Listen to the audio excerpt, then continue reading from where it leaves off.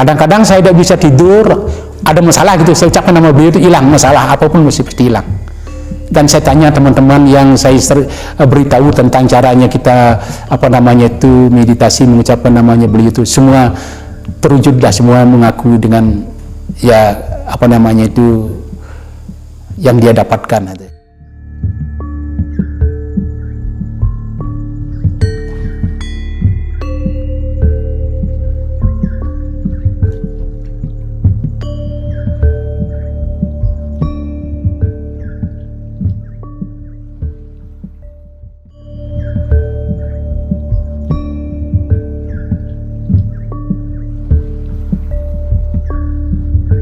Tahun 2016 banyak kami kedatangan tamu dari luar.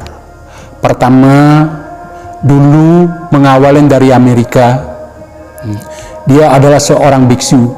Dia karena mimpi dia harus datang ke Pura Siwa, ada tempatnya di Bali. Sampailah dia di sini. Dia minta blessing. Lama kelamaan tuh dari banyak negara, Belanda. Yang paling banyak di sini itu datangnya itu Rusia. Kalau Rusia datang ke sini kebanyakan yang meditasi. Banyak teman kita dari Singapura, dari Malaysia, seolah-olah dia minta tambah, minta obatlah ke sini. Saya udah bilang dengan diri saya bukan seorang tabib, bukan orang dukun, bukan paranormal, saya adalah sebagai pelayan. Sampai sekarang ini banyak dia saking percayanya dengan saya, mohon doa aja melewat HP, melewat video call, minta kesembuhan, keberhasilan berbisnis, tapi saya tetap memohon apa permohonan dia, saya mohonkan kepada Tuhan yang ada di sini. Entah berhasil tidak itu urusan Tuhan, bukan urusan saya. Kalau di Indonesia ini yang paling banyak datang itu saudara kita dari Medan. Semua pulau pernah datang ke sini, tapi yang banyak Medan, Jakarta, Surabaya. Itu yang banyak. Ada kan merupakan agama Kristen. Yang Kristen, Katolik banyak dari Surabaya. Kalau memang Chinese, saudara kita Chinese dari Medan. Islam, Katolik, Katolik banyak dari Amerika. Kita di sini, saya yakin, saya bilang blessing, sharing sama beliau, semua bisa menerima. Jangan kita terlalu bebankan dengan agama. Agama itu tujuan kita satu, Tuhan membedakan agama ini. Kalau satu agama, dunia ini akan dam, saya bilang begitu. Silakan, baik. Adapun saudara kita dari Jakarta, dia mau mengikuti Hindu seperti saya ini, saya bilang tidak usah kamu pindah agama, jalanilah agama kamu, boy. Percayalah, jangan kamu percaya dengan satu pihak. Kalau kamu percaya dengan Pancasila, percayalah dengan Trimurti, saya bilang begitu. Mau kamu ke gereja, mau kamu ke masjid, mau ke pura, silakan, tidak jadi masalah. Janganlah kamu artinya pindah agama, itu tidak bagus, itu katanya. Kata pindah itu udah tidak bagus. Agama semua baik, satu pun agama tidak ada yang jelek. Agama itu memberi kita tujuan kebenaran, itu tujuan agama. Tidak ada agama itu menyuruh kita harus bunuh, menyuruh kita harus bohong, itu tidak ada, saya bilang begitu. Ternyata banyak saudara-saudara kita Islam, dia bisa menerima ujangan saya, dia mau blessing, dan bukan satu kali, dua kali ke sini, sampai 10 kali, sampai 30 kali dia datang ke sini gitu. Karena dia di sini katanya mendapatkan kesejukan. Pernah sekali ada saudara kita ke Islam ke sini, saya blessing, saudara-saudaranya komplain. Setelah begitu diundang saudaranya, disuruh ke sini ke Pura Siwa ini. Di sini saya mendapatkan ketenangan, apakah saya salah hidup saya ini? Akhirnya banyak temannya datang ke sini bawa travel, semua dia bisa menerima. Setelah saya blessing, semua bisa menerima, jadi gitu.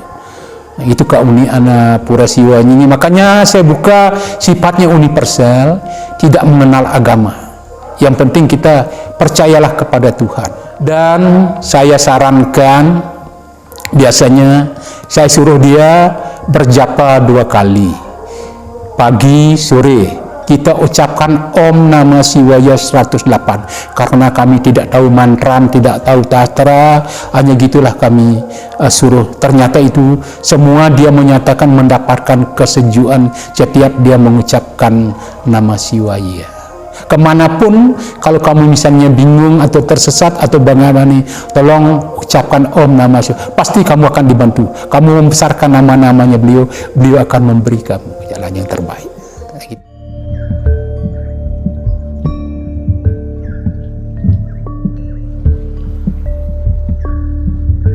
Kalau serana itu sebenarnya dibilang perlu, kalau kita punya tidak jadi masalah, kalau memang ada tidak menjadi masalah, kalau tidak ada itu tidak dipermasalahkan. Itu ritual itu rasa tulus ikhlas, rasa bakti kepada beliau. Manfaat kita membesarkan namanya beliau, beliau pasti memberi kita anugerah, memberikan kita kesejukan. Setiap kita ucapkan nama beliau, beliau di sana bisa melihat kita. Dia ingat kepada kita. Itu menurut kepercayaan dan keyakinan saya, yang saya telah saya dapatkan, yang telah saya rasakan.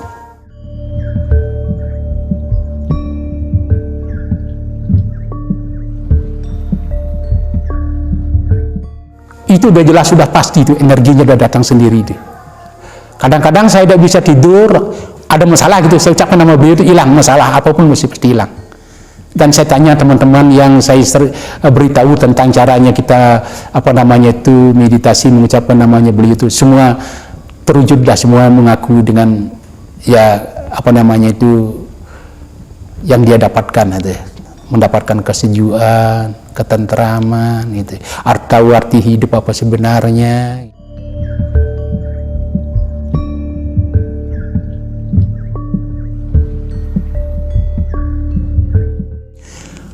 Pada akhirnya kami sebagai pengempon utawi sebagai pemangku, pengemong umat sedharma, pengempon kami sekeluarga, begitu sejarah pura siwanya di sini. Banyak ada merupakan titipan dari Tuhan, kota yang dibilang pice, bagi saya itu pice itu saya anggap itu anugerah, bukan untuk kita menjadikan orang sakti, orang dermawan, orang dan lain sebagainya. Itu merupakan anugerah dari beliau. Saya simpan dengan baik. Ini di belakang saya kan banyak, ini ada merupakan keris, permata, bambu petuk, batu mokocok, banyak.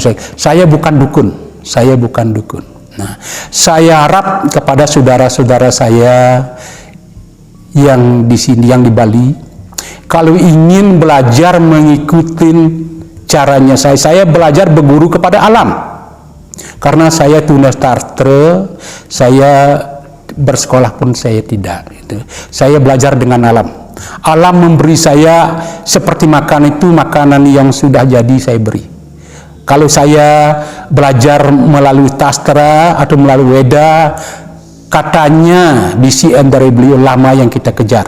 Mari kita sama-sama kalau ingin mau belajar dengan alam, saya siap tuntun, saya siap bimbing. Mari kita sama, tapi jangan bilang saya sebagai guru, saya bukan seorang guru, saya sebagai teman untuk membimbing saudara-saudara kita untuk mencapai moksa. Pertama yang kita mohon, jangan mohon yang lain-lain, mohonlah kesejukan.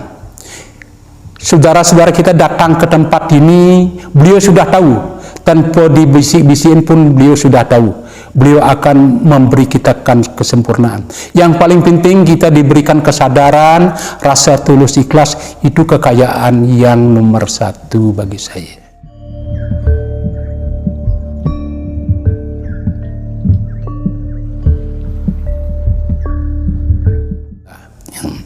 Dan saya dah mohon kepada Tuhan, jangan saya diberikan kaya, saya tidak inginkan kekayaan.